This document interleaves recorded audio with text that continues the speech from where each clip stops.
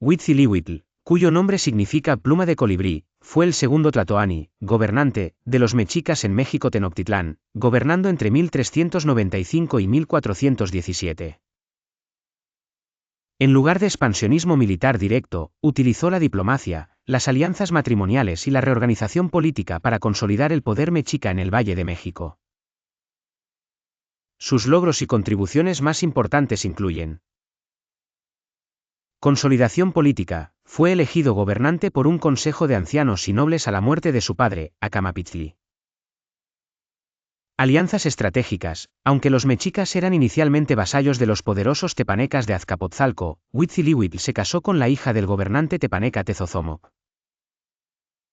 Esta unión estableció relaciones pacíficas que permitieron a Tenochtitlán crecer de forma segura.